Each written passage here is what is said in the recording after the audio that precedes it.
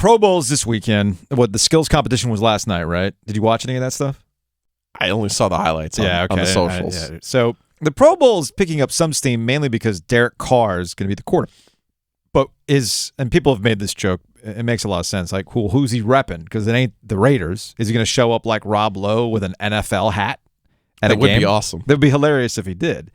But Derek Carr just straight up doing some media availability say, yeah, I'm going somewhere else. Listen, Derek, you've thrown touchdown passes in Vegas before. You've been on fire. Have you ever been that hot in Las Vegas? Not that hot. It's probably why I'm going somewhere else.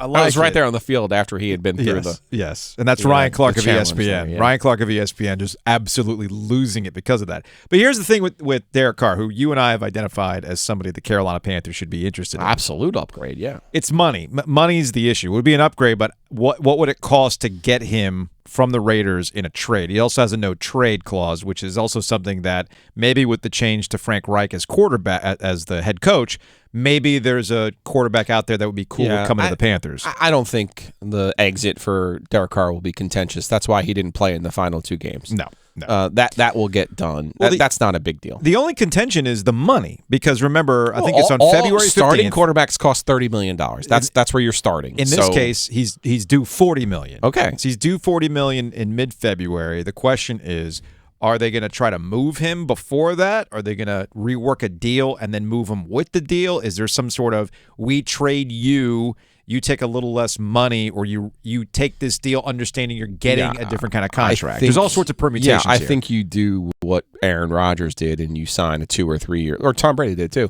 Mm-hmm. You take a 2 or 3 year deal, you spread out the cap hit, and this year becomes more palatable. It was funny. I was listening to Mike Greenberg on ESPN earlier today, and he's like, listen up, Jets fans. I'm like, oh, Jets Corner's about to start for Mike Greenberg here. But of all the people, like, you routinely say on this program that birds aren't real and the salary cap isn't real. It's not. This is truly not something anyone will even think about. They'll find a way. Again, maybe I want to start a segment that what are we going to think about on opening day? We're not going to think about the press conference. We're not going to think about Steve Wilkes.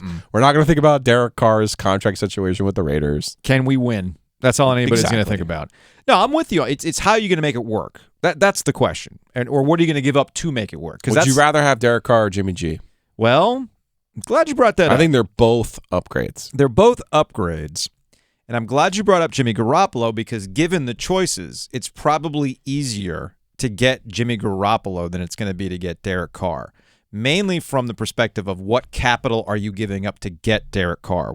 You have to negotiate in some form or fashion with the Raiders, because they're not going to cut him. No, but you can play chicken with them. You'll see. Do you think they're going to cut him? That's the question. I do, because that's why they wouldn't let him play in the final 2 games. I don't think because they didn't want him to get hurt. I don't think they're going to cut him. That would be crazy. They're trying to play chicken right now. That's what the Raiders are doing. With Jimmy Garoppolo, you don't have to worry about any of that. He's a free agent. Here's Dan Orlovsky on ESPN earlier today bringing up Jimmy Garoppolo to the Carolina Panthers.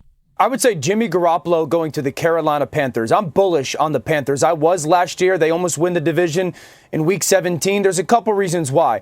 Number one, this is a top 10 defense in Carolina. Very talented roster. Frank Reich, new head coach, takes over a football team that has a couple of perimeter players that are solid. DJ Moore leading that track. An offensive line that I think is going to trend to being a top 10 unit. 2 good running backs. So Jimmy Garoppolo goes to a very similar, at least foundational surrounding piece that he had in San Francisco. So that's Dan Orlovsky on ESPN. I think it was on First Take earlier today, being bullish on the Panthers and talking about Jimmy Garoppolo to the Panthers. I'm okay with Jimmy Garoppolo. I'm in agreement with you, Joe, in terms of it's an upgrade over what they've had. I just want to make one point abundantly clear, and why Frank Reich, being the new coach of the Panthers, impacts how you have to look at the Panthers as a free agent destination, or a team where somebody like Derek Carr would waive a no-trade clause to go to, right? Frank Reich actually is respected. He's worked with quarterbacks. He's scrambled, as we talked about with him yesterday, having 5 quarterbacks in 5 years. Matt Rule was never getting that benefit of the doubt. The further we get away from the Matt Rule era, the more and more we're finding out just how much of a disaster that was behind the scenes and how players really didn't respect the guy. Steve Smith on his podcast. I was going to say shouts. Steve Smith on his podcast Big shouts. just eviscerated Matt Rule about just being a college guy thinking it was going to work with pros, and he wanted, you can't. He said something to the effect of he was controlling who could be interviewed, that kind of stuff. Like, that's big college coach energy. Not, hey man, I'm dealing with rich grown men who I'm trying to coach and have a respectable level with.